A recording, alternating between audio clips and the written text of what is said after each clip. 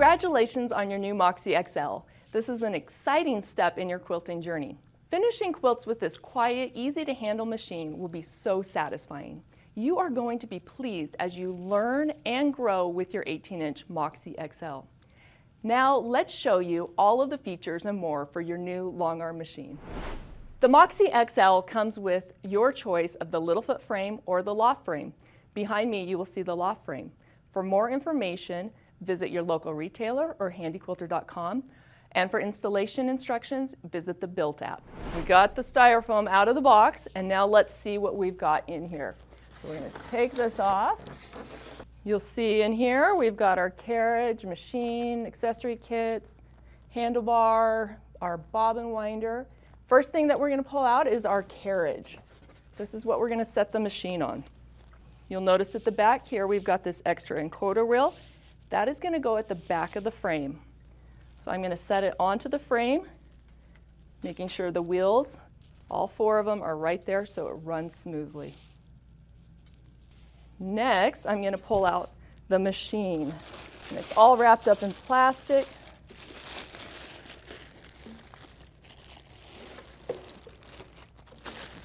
Taking the machine, I'm going to lift it up onto my carriage.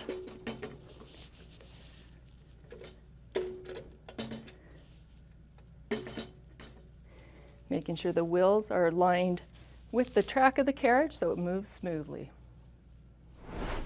Okay, you've also got your Moxie accessory kit that came with it. Inside has all sorts of fun things, so let's take a look and see what you get.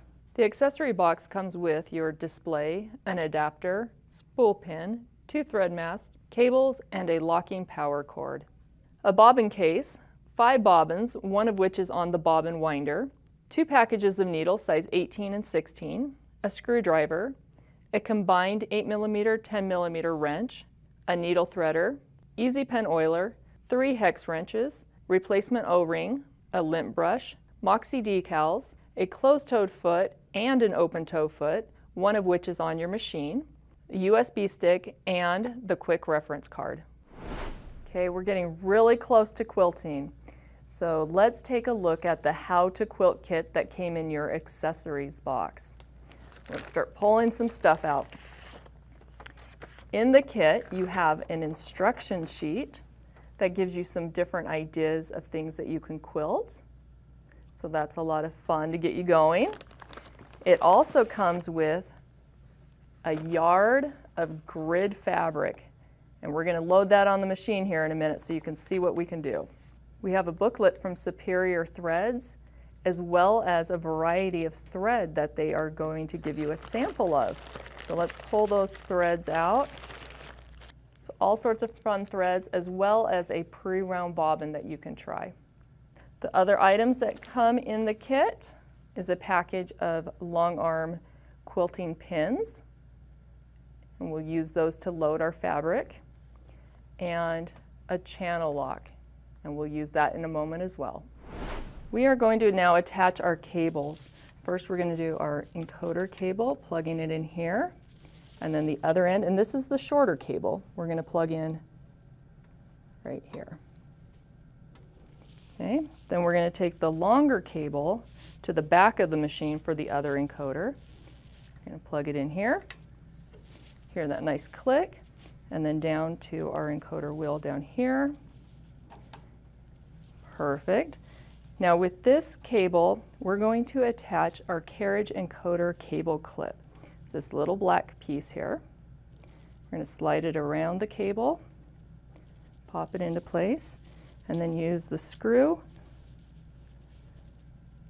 And we're going to attach it to the hole here at the back of the machine. Perfect. Okay, next we're going to attach our power cord. This is the locking power cord. We are going to just insert it to the back here. And then we recommend plugging it into a power source before you attempt to stitch. Okay, next we are going to attach our front handlebars. The first step is to take out the 2 screws on the front cover. So we're going to loosen those up using our hex wrench.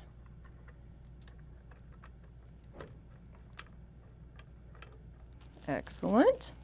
We're going to lift that up and slide it out from the front, and then just set that aside to use in a moment. Next, we're going to bring in our front handlebars,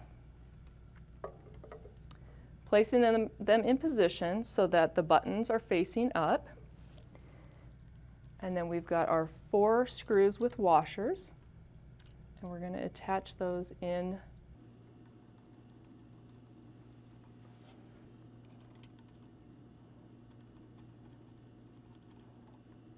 Okay, I'm just going to flip those out of my way so I can get the front 2 screws.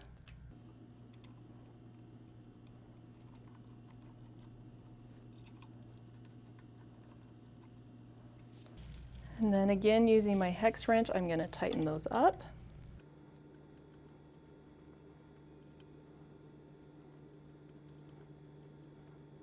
Okay, then we're going to use our cables and plug them in to the back here.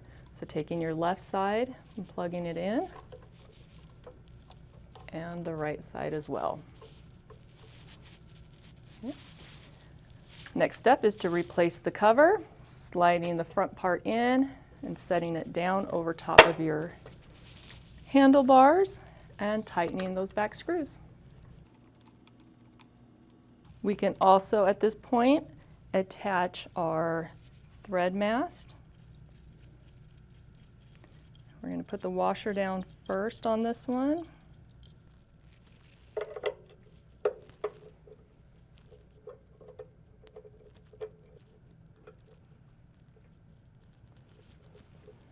Having it point forward so it's right above our next step, which is the spool pin.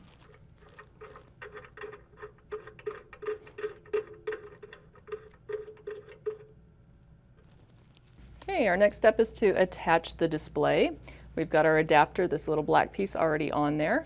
We've got 3 holes here that will line up with the 3 holes on the display. So I'm going to set those on there. It comes with the screws. So I'm just going to set those 3 screws in. And then using your hex wrench, we'll put those in.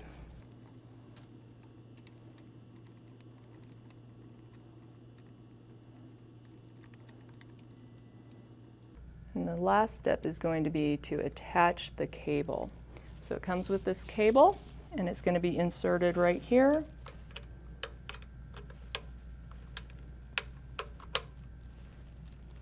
And your display is now installed. It's now time to thread our machine. Let's set our cone of thread on the spool pin, taking the thread up through the thread mast.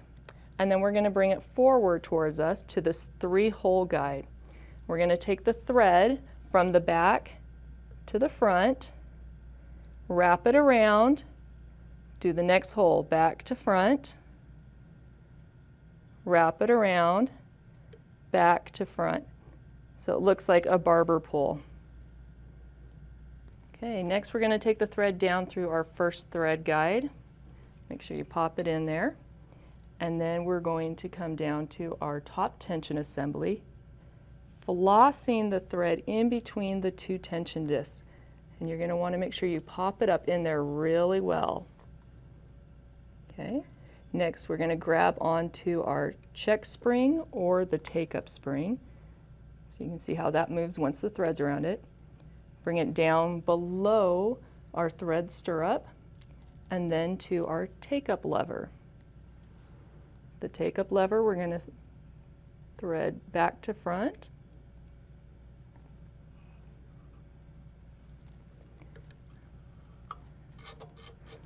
Bring it down through the next thread guide. And then coming to the front of the machine, we're going to put it through our needle bar thread guide.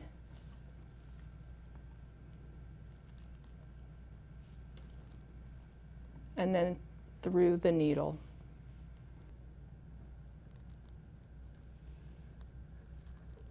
Make sure the thread doesn't twist around the needle and your threading is done. If you need a reminder, in your accessory kit you have the Moxie XL quick reference card, which shows you step by step how to thread your machine. Let's move on to our bobbin case. You'll notice inside the bobbin case that we have a backlash spring. which we recommend you leave in the bobbin at all times. Next, we are going to take our bobbin. It's forming the number 9, or upside down, it's a letter B. And you want to make sure that that tail's hanging down. Taking your bobbin case, we're going to insert the bobbin into the bobbin case. And then we're going to use that tail, and we're going to find the little slit on the bobbin case, slip that bobbin thread up through that slit, and then underneath this tension spring. Okay. Next, we want to test the tension to make sure that it is good, because that is our foundation, and we want to have good bobbin tension anytime before we start stitching. So I'm going to take my tail and I'm going to lift up on the bobbin. And see how that bobbin case is standing up nice and firm? That is our goal. If it comes up off the hand, that tells me it's too tight, and I would make adjustments with the larger screw on the bobbin case. Righty-tighty, lefty-loosey. So if it's coming off my hand, it's too tight, so I'm going to loosen it.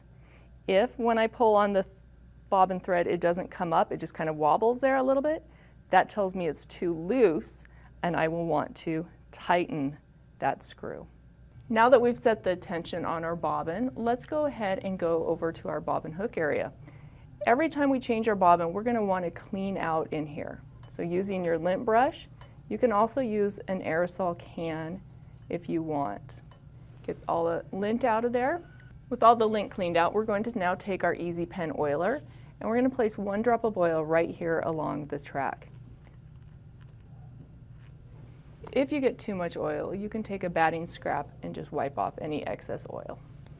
Let's take our bobbin case now with the bobbin already inserted in it.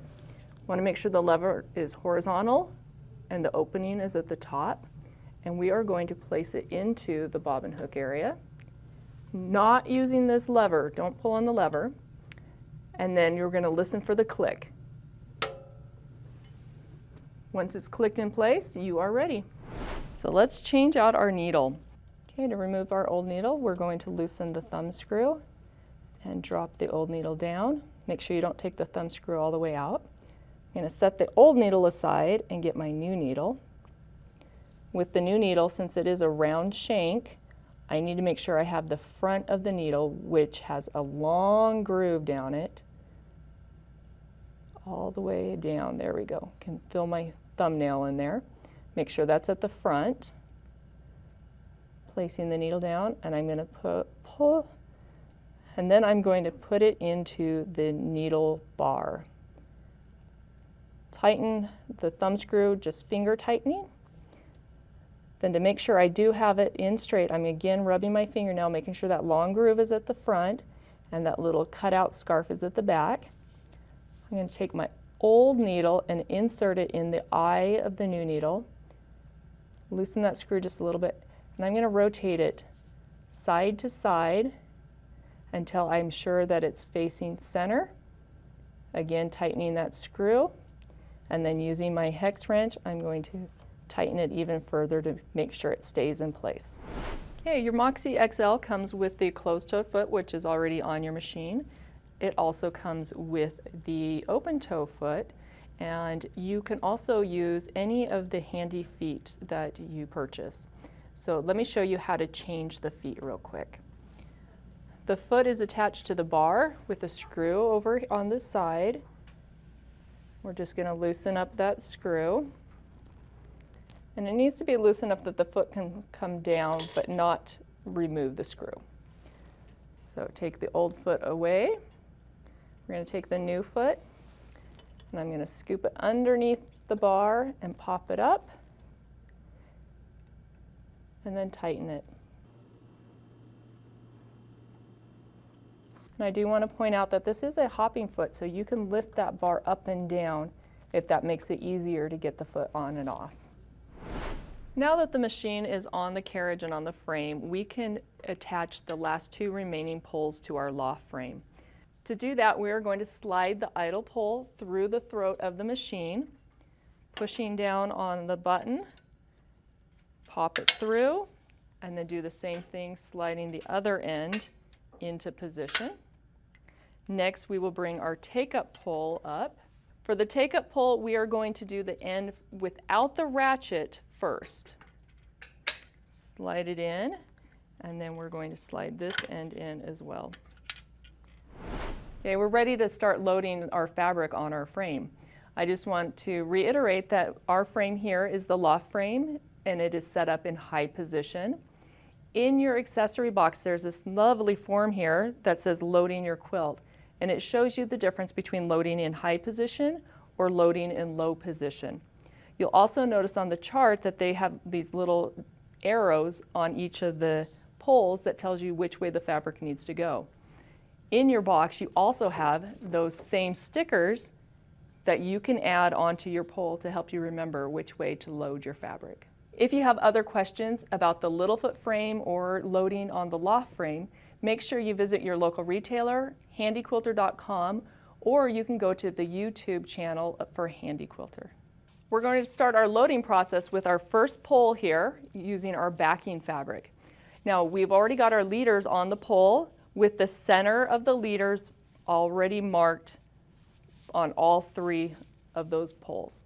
Okay? So I'm going to take my backing fabric, folding it in half so I can find the center.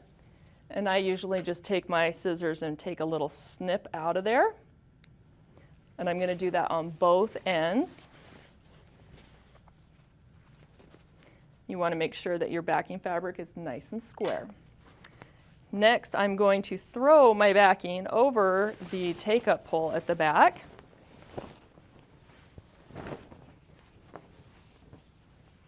And you'll notice that I have the right side of the fabric facing down.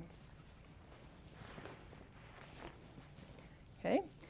Now with the front pole, I'm finding the center that's marked on the leader and the center that I marked on the fabric and lining them up. The edge of the fabric and the edge of the leader are lined up with each other, no overlapping there. And I'm going to start pinning those from the center working out. I'm using our long arm pins and taking big bites. As I put the second one in, I'm going to make sure that the distance from the edge of the leader to the pin is about the same distance, and the distance between the pins is about a finger width. We'll just continue along. Okay, the last pin, you're always going to want to pin pointing towards the center, and we're going to do a little weaving in and out. Okay, so we're going to straighten out this backing fabric, putting a little tension on it. We're going to put the ratchet stop down, and then the pole will only turn one direction, so you know you are moving the pole in the correct direction. And we're just going to roll this fabric up. You can smooth the fabric out as needed. Continuing to roll. We're going to roll it all the way up.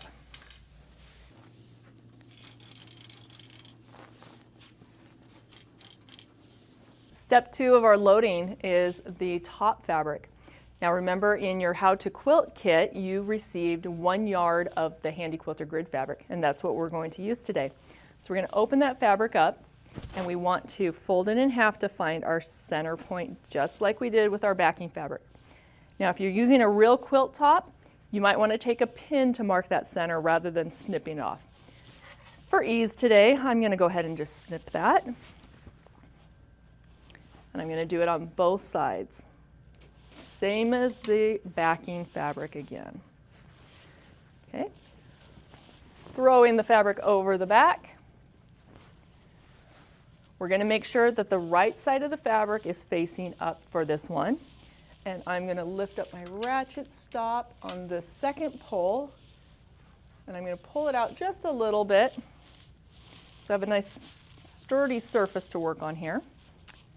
Find the center of my fabric, line it up with the center of my leader, smoothing my fabric out. Make sure that the edge of the fabric and the edge of the leader line up flush. Now let's go ahead and start pinning. Again, starting at the center, big bites with the pin, and moving out to the edges.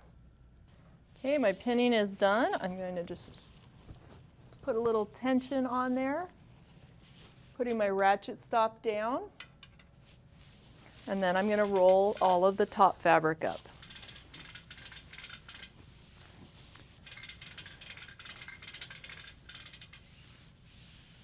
Again, smoothing out as needed. We generally recommend that this would be a one-person job, since people tend to smooth things a little bit differently. We want it to stay consistent throughout. Okay. Step number 3, we are going to move to the take-up pole, and we're going to pin our backing fabric to the take-up pole. So I'm going to release the ratchet on the backing and give it a little bit of slack here. Now you remember earlier we marked the center already. We've got the center of our take-up leader already marked. So I'm going to bring those together. And once again, pinning. Okay, I've got it all pinned, but I do want to point out a couple key points here. The backing fabric needs to be down underneath the second pole.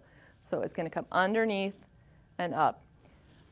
The take-up leader needs to be underneath the idle pole. Okay?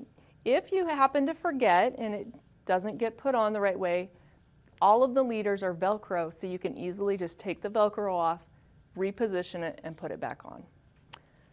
Okay, let's go ahead and we're going to tighten this up just a little bit. I'm going to leave a little bit of slack still. Okay, we have done pole number 1, pole number 2, and pole number 3. Our next step is to put our batting in. So we're going to open up our batting. And there's a couple different ways that you can do it with the loft frame. You can also purchase the additional accessory, the pole cradles, which you can see here. And these can be added on so you can take your poles out to lift them up, which gives you a little bit more space in between to put the batting.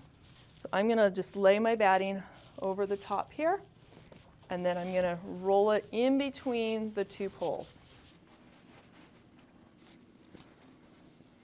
Okay. It's important that you don't cover up your pins because you don't want to accidentally stitch over those pins with your brand new machine. Okay, we've got our batting in and everything. We're going to now tighten up our backing fabric. And we also want to attach our side clamps. So each side of the machine has one clamp. It has a little knob here that you can adjust. We're going to attach it to the backing. And then without pulling on the fabric, we're just going to tighten it up slightly. We'll do that on both sides. Okay, attaching on the second clamp, tightening it up, and adjusting. So the machine has been plugged into a power source. I do want to mention that it's a good idea to use a surge protector, but you also want to make sure that it is completely unplugged from a power source when you are not using it so that you don't void the warranty if there's an electrical surge. Okay, with it plugged in, I can now use the on-off switch to power it on. So I'm just going to toggle it, and now the machine is on. Okay, your Moxie XL comes with a 4.3-inch color touch screen. On the home screen, you will notice that we have these symbols here. C is our cruise mode, P is precision mode, and M is manual mode. And we will talk about those in a little bit more detail in a moment. Over here, we have our needle up and down. That means whichever button is turquoise, when I stop the machine, that's the position the needle will stop in. Over here, we've got our little hamburger icon. We're going to tap on there, and from there we go to our lights, and we can adjust the lighting. We've got lights in the needle ring, as well as a light pointing back towards our throat space. Let's go ahead and head back to our previous screen. This next button that looks like the little needle, that is your stitch count. The first number is your stitch count for your project, which you can reset. And the second number is your lifetime stitch count. Next, we have our alarms button. This is our overspeed alarm, telling us if we're going too fast for the stitch regulation to keep up. And you can turn that on or off. So this is the information button. It allows you to see what software version you are running on your machine. This is your diagnostics tool. You won't need to use this, but your service technician might need to at some point. Okay, this last button is your updates, and you can run updates through your USB port here, and updates will be located at handyquilter.com if you ever need to run those. Let's talk about the different stitch modes. M is manual mode. That means that you are controlling the stitch length by how fast you move the machine. The needle is going to cycle at a consistent speed, and you can adjust that speed here with the plus and minus button. You'll also notice that there are two preset options there that you can pick your favorite speeds and program the machine to remember those for you. Next, we have precision mode. This mode is stitch regulated. You'll notice it's set at 11 stitches per inch right now. You can adjust that stitch length using your plus or minus, and the machine will only stitch as you're moving that machine that amount of space. Next, we have our cruise mode. Cruise mode is kind of a combination of the previous two. It does have the stitch regulation with the stitch length right here, but you can also control the speed, so the needle will continue to cycle if you're not moving the machine, and so you get some nice sharp points. In the cruise setting, as you adjust the speed, you can go between 50 and 900 stitches per minute, and adjusting the stitch length, you can go between 4 and 18 stitches per inch. We're ready to start quilting. Let me show you how the buttons on your handlebars work. Okay, this first button here on the left is your needle up, down button. Push it one time, the needle goes down. Push it one more time, the needle comes up.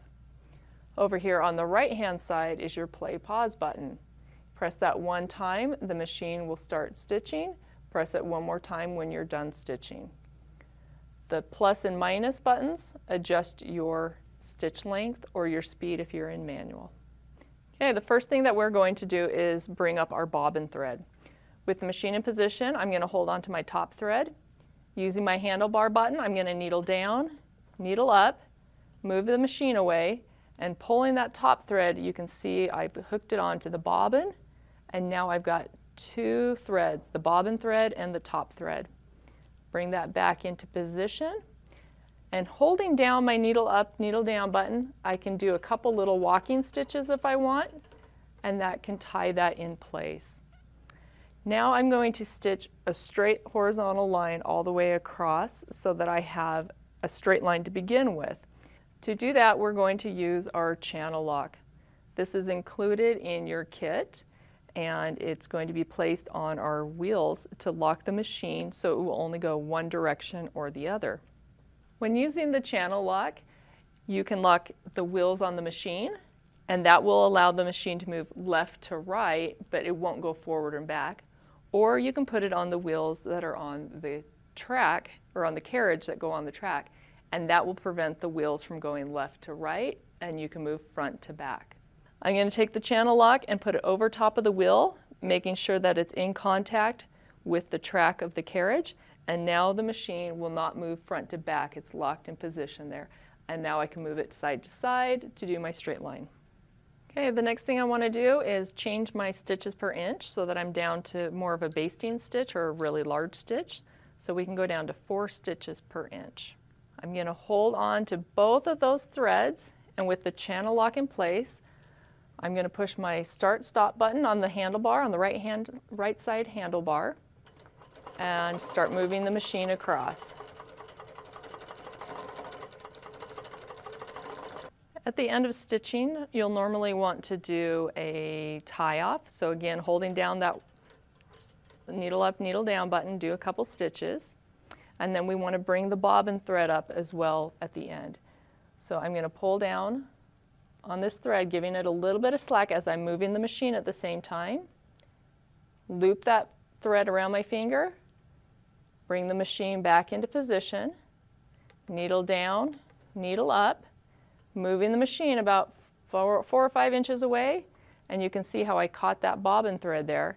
And then I'm going to take my scissors and just snip through all those layers right there at the fabric.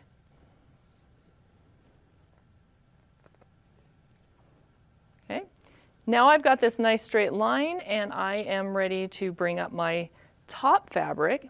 So I'm going to release the ratchet if it's on the take-up pole, and then unfolding the fabric or unrolling the fabric, I'm going to bring it up to that nice straight line that I already stitched, lining everything up, keeping it nice and straight, matching my center points. If you want, you can even take a pin and put a couple pins in to keep it in place. And then I am ready to base the top to the batting and the backing.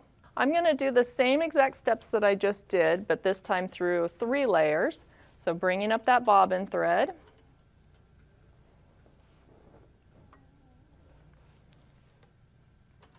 doing a couple stitches if you want. Sometimes when you're basting you don't need to.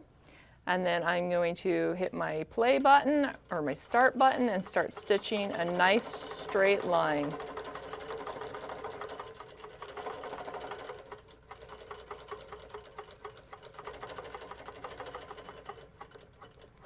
Okay, when I get to the end, I'm going to put my needle down and I'm going to tighten up my top fabric, making sure everything is nice and smooth. Make sure my side clamps are on. And I'm going to baste down the sides just in my throat space.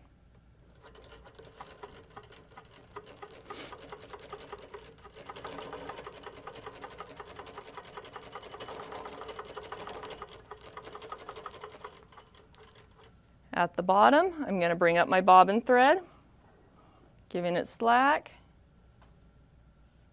needle down, needle up, pulling up that bobbin,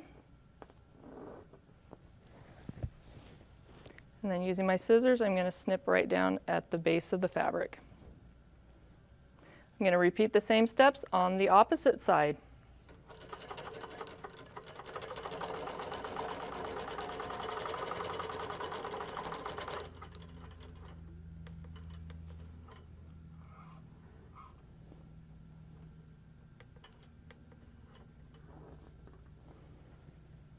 Okay, one tip with your basting, when you're doing this on a real quilt, it's very nice if you do it within a 1/4 inch or less of the edge of the fabric. That way when you put your binding on, it'll cover up that basting stitch and you don't have to take it out. Okay, I'm going to cut off at my extra threads and put them in the garbage so that they don't get twisted around my wheels. Now we're going to test and adjust our tension. If you remember back a little while earlier in the video, we already set the bobbin tension. So from this point forward, we're going to be doing all of our adjusting with our top tension. Okay, first thing that I'm going to do is adjust my stitches per inch back up to whatever number I'm going to be using. Generally about 10 to 12 stitches per inch is a good range. So let's adjust that back up. Okay, when I'm testing my tension, I am looking for the bobbin thread being pulled to the top or the top thread being pulled to the bottom. So to be able to see those clearly, my favorite thing to do are circles and stars. So bringing up the bobbin thread to begin, and you'll notice that I've changed to a bright pink bobbin thread just so you can see the difference. When doing real quilting, you want your bobbin thread to match the top thread in color. Okay? So hitting my play start button, I'm going to do a circle and a star.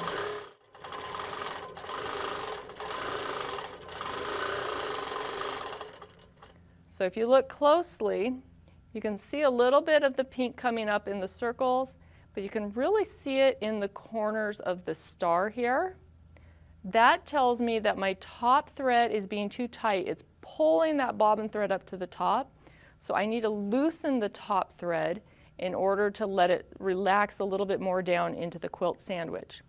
To loosen the top tension, I'm going to use my black knob here on the side.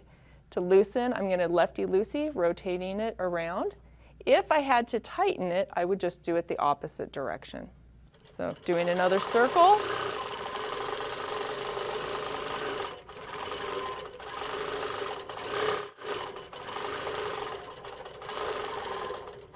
Okay, so looking at it now, I don't see the pink quite as much. I still see it a little bit, so I'd probably loosen it a little bit more. And again, when my thread color on the bobbin and the top match, you won't notice that as much.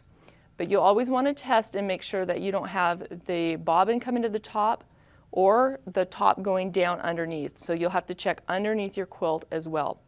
Now for further information on tension, please refer to any of our tension videos on the Handy Quilter channel at YouTube. Once you've got your tension adjusted and you're happy with that, it is now time to start playing. This is the best part.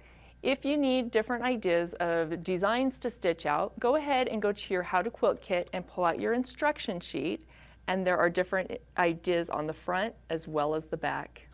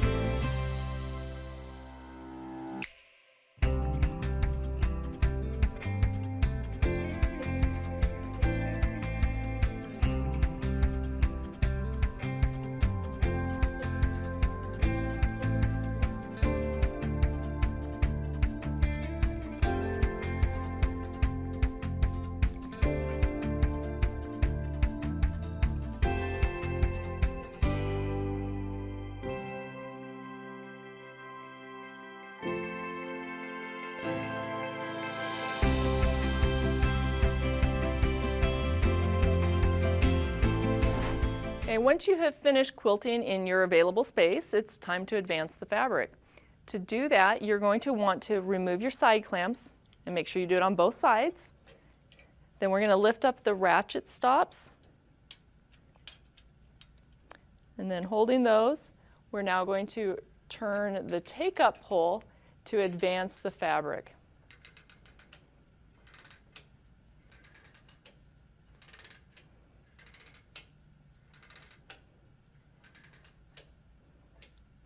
Once the fabric is advanced, go ahead and put the ratchet stops back down. You're going to tighten the fabric back up. Put both of your side clamps back on. Make sure your fabric is nice and smooth. Baste down the sides on both sides, and then you are ready to stitch in the next throat space. Your Moxie XL comes with 5 bobbins. We use the M-class bobbin, which you can purchase from Handy Quilter if you need additional bobbins. You can also use pre-wounds. Your machine also came with the bobbin winder, so let me show you how you can create your own bobbins using this bobbin winder. Okay, first thing that we need to do is attach our thread mast into this hole here. And the thread mast came in your accessory box. We want to make sure that the top of the thread mast is directly over where your spool of thread will be placed. Okay, finding the end of your thread, we're going to bring it up through the thread mast. And then we've got a little notch right here that we're going to thread the thread through. And then we're going to put it in between these 2 tension discs. So make sure it's flossed in there really well. Next step is to take your new bobbin, and it has a slit in it. So we're going to thread that thread right through the slit, attach it onto the post. Still holding the thread, I'm going to hit my start button, and it's going to start winding a bobbin.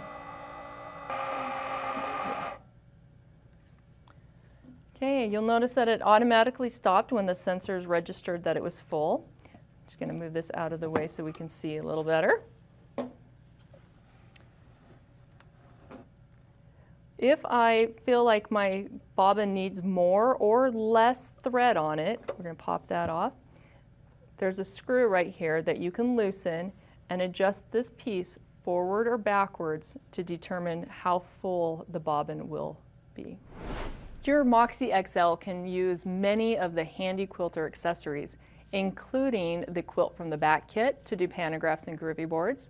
You can also use the horizontal spool pin, as well as all of the handy feet. You also might be interested in using rulers and doing ruler work. You'll need to have a ruler base to do that, and let me show you real quick how to install the ruler base. You've got 2 holes on either side of the machine. Your ruler base comes with these little pegs that you're going to attach onto your machine. Now that we've got all 4 of the pegs installed, you can take your ruler base, slide it over the top so that the grooves match up with the pegs, and then push it into position. Now that you're up and running with your new Moxie XL, there's a couple things I want to remind you about. First of all, you'll want to make sure that you take your machine in to have it serviced every 2 years or 10 million stitches with your local retailer. Make sure that you also do your warranty registration at handyquilter.com. And for more tips and techniques for your quilting experience, go to the Handy Quilter YouTube channel and enjoy your new Moxie XL.